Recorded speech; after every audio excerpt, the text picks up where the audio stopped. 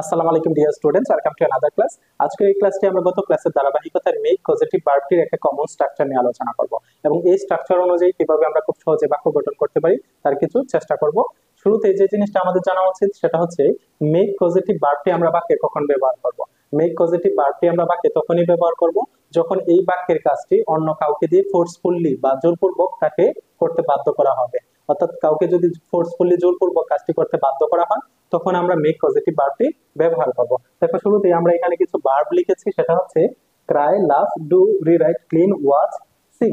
এগুলোর অর্থ কিন্তু আমরা জানি, কাদা, হাসা, করা, পুনরায় লেখা, পরিষ্কার করা, দেখা এবং গাওয়া।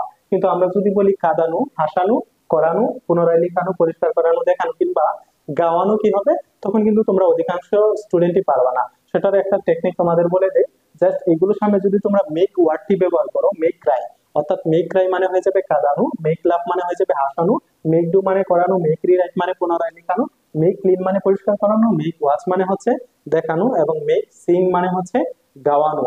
অর্থাৎ মেক শব্দটির মাধ্যমে আমরা হাসানো, কাঁদানো, করানো, পুনরায় লেখানো, পরিষ্কার করানো, দেখানো কিংবা গাওয়ানোতে পরিণত করতে পেরেছি।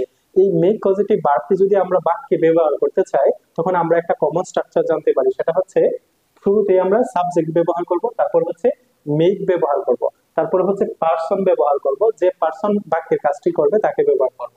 এরপরে এট the end of the sentence আমরা মেইন ভার্ব ব্যবহার করব এবং মেইন ভার্বটি হবে আমাদের প্রেজেন্ট ইনডিফিনিট ফর্ম। এরপরে হচ্ছে এক্সটেনশন, অর্থাৎ বাক্যের অতিরিক্ত অংশ যদি থাকে, বাক্যের অতিরিক্ত অংশগুলো বাক্যে আমরা ব্যবহার করব। চলো আমরা কিছু এক্সাম্পলের মাধ্যমে দেখে আসি। শুরুতে দেখো একটা এক্সাম্পল, সে আমাকে হাসাতে বাধ্য করে। অর্থাৎ হাসানোর কাজটি ফোর্সফুলি কাউকে দিয়ে করানো হচ্ছে, যে কারণে এই বাক্যে আমরা মেক পজিটিভ ভার্বটি ব্যবহার করব। কে হাসাচ্ছে? সে হাসাচ্ছে, যে কারণে আমরা এখানে কি ব্যবহার করব? হি। হ্যাঁ, হি, তারপরে হচ্ছে মেক, এবং এটা প্রেজেন্ট ইনডিফিনিটে যদি আমরা রাখি তখন এটা হয়ে যাবে হি মেক্স। কাকে হাসায়? আমাকে। তার মানে he makes me. At the end of the sentence আমাদের কি ব্যবহার করতে হবে? মেইন ভার্ব, এবং মেইন ভার্ব প্রেজেন্ট ইনডিফিনিট হবে। তার মানে হাসানোর ইংলিশ কি? লাভ। তো আমরা কিন্তু আমাদের এক্সাম্পলটা পেয়ে গিয়েছি। সেন্টেন্সটা হচ্ছে হি মেক্স মি লাভ। এটা হচ্ছে প্রেজেন্ট ইনডিফিনিট। তুমি যদি টেন্সের ফরমেশন গুলো তোমার ভালো করে জানা থাকে তখন কিন্তু তুমি এটাকে ফার্স্ট ইনডিফিনিট কিংবা ফিউচার ইনডিফিনিটও করতে পারো। এটাকে যদি ফার্স্ট ইনডিফিনিট করো, হি মেড মি লাভ, সে আমাকে হাসাতে বাধ্য করেছিল। এটাকে যদি ফিউচার ইনডিফিনিট করো তখন কিন্তু এরকম হয়ে যাবে, he will make me love, সে আমাকে হাসাতে বাধ্য করবে। তো এটাকে তোমরা আবার প্রেজেন্ট পারফেক্ট, পাস্ট পারফেক্ট কিংবা ফিউচার পারফেক্ট অথবা অন্য কোনো টেন্সেও নিতে পারো। এই জন্য তোমাকে টেন্সের ফরমেশন, টেন্সের স্ট্রাকচার গুলো ভালো করে জানা থাকতে হবে। পরে দেখো, সিনেমাটি আমাকে কাঁদাতে বাধ্য করেছিল। এখানেও কিন্তু কাঁদানোটা ফোর্সফুলি করানো হচ্ছে।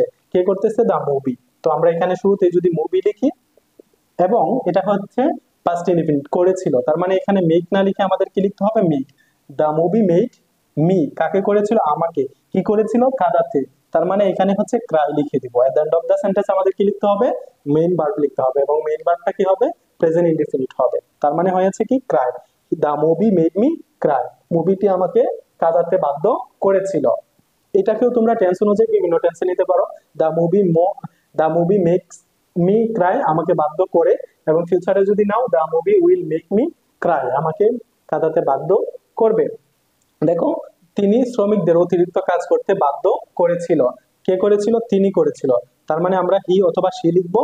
হি, তারপরে হচ্ছে করেছিল, তার মানে এটাও হচ্ছে ফার্স্ট ইনডিফিনিট, যে কারণে এখানে মেড লিখবো। হি মেড কাকে করেছিল? কাকে করেছিল? শ্রমিকদের। তার মানে হচ্ছে এখানে আমাদের কি লিখতে হবে? The workers. He made the workers কি করেছিল? ভার্ব লিখতে হবে ডু। ডু হচ্ছে হ্যাঁ করতে, এটা হচ্ছে main verb. Do the extra work, অতিরিক্ত, অতিরিক্ত কাজ। এটাকে আমরা at the end of the sentence লিখবো। The he made the workers do the extra work. এটা হচ্ছে এক্সটেনশন, এক্সট্রা ওয়ার্ক। তো আমরা কিন্তু এটা পেয়ে গেছি, তিনি শ্রমিকদের অতিরিক্ত কাজ করতে বাধ্য করেছিল।